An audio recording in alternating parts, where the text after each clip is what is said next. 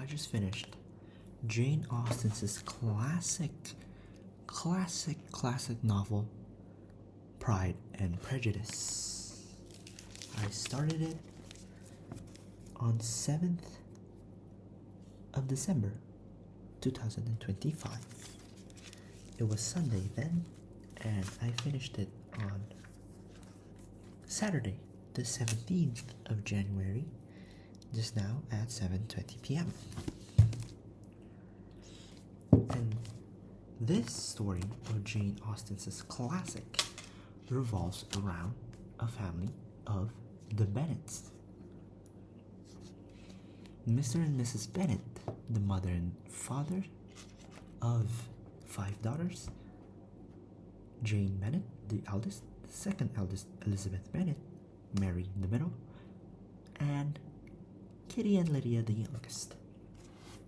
So, the whole storyline revolves around these 5 daughters and their relationships between themselves and other people.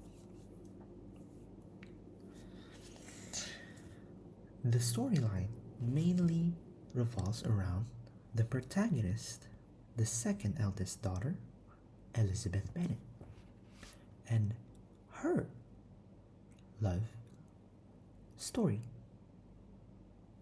with Mr. Darcy.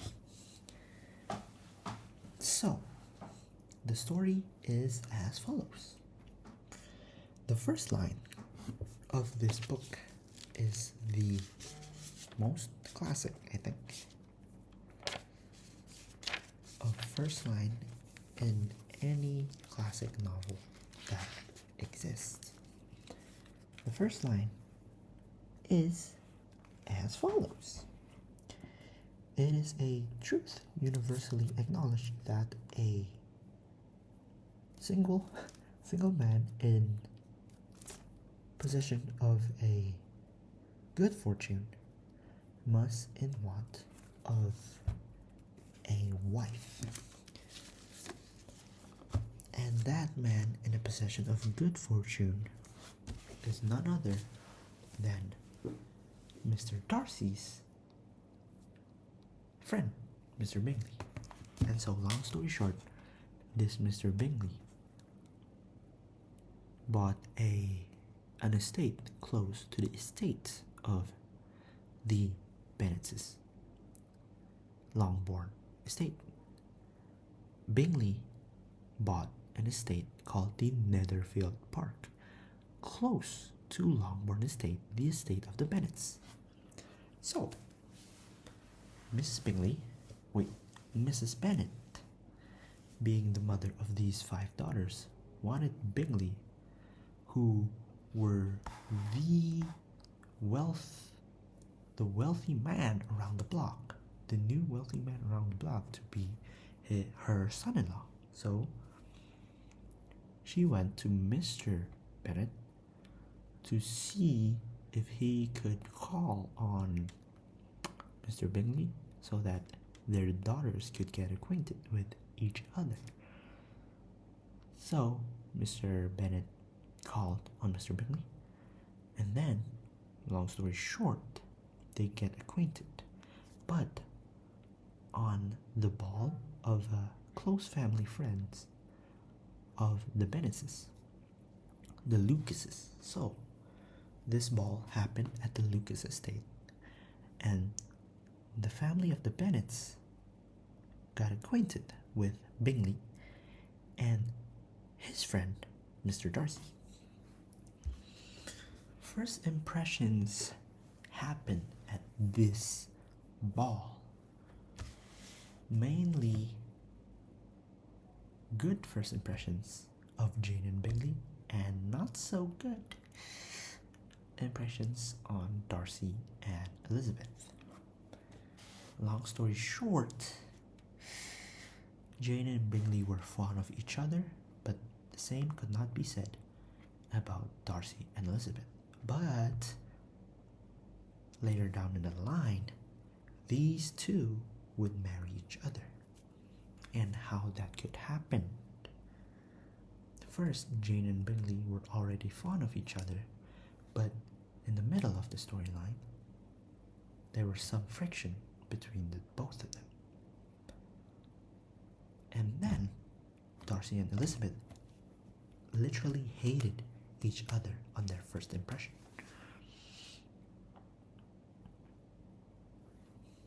But how did they marry one another? Basically speaking, first impressions do not tell the whole story.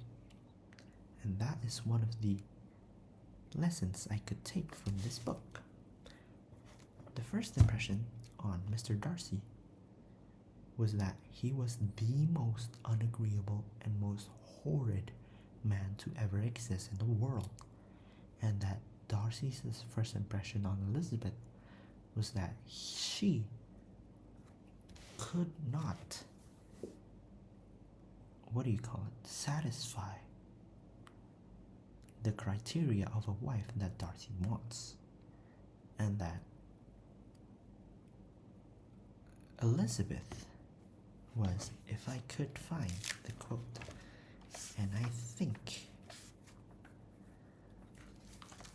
and that Elizabeth is where is it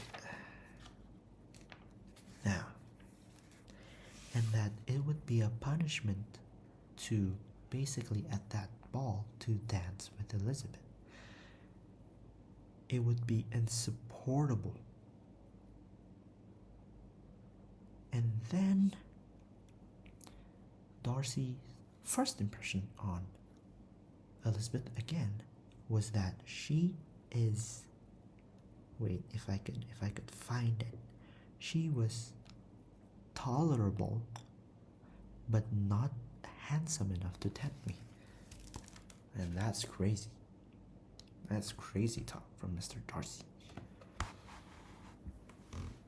So then, long story short, between that first meeting and them being married, a lot of things happened. Mainly stuff that melts away prejudices that they had on each other. When Elizabeth saw Darcy as this unagreeable and horrid man, that was not the whole story that was being told to her. In truth, Darcy was the most gentlemanist man, the best and most agreeable man there ever was. He was not proud. He was not horrid. He was a respectable, gentle man. And then Darcy's first impression on Elizabeth was melted away again in between the storyline, because the truth was that Darcy loved Elizabeth, and for some reason in the first impression and the first meeting of each other, they were mean to another. And Darcy was, maybe he was not in the mood to go to the ball that day, so he was so disagreeable. But at the end of the novel, Darcy and Elizabeth married each other. And so, one thing that I could take as a lesson from this book is first impressions do matter, and they last, but they don't tell the whole story. Because Elizabeth's first impression on Darcy was he was the most unagreeable, disagreeable, horrid, bad man. But the truth is, he was the best man, the most gentleman man to ever exist. And so that is important. That is important because it is important to give people ample time to get to show their true attitude, their true colors. And that is why it is important to give people ample time to express themselves. And it is important to not judge everyone and anyone that comes through our life from what they show on the surface. Do not judge their character based on their cover, basically. It is important to give people time. It is important for us humans to have a human to human connection first, and then base the relationship on that, rather than base the relationship on a short meeting in which either of the parties just gave a short snippet on their whole attitude. So yeah, this is day 4 of 7 of my series of talking English in front of the camera in hopes of bettering my skill in that particular language.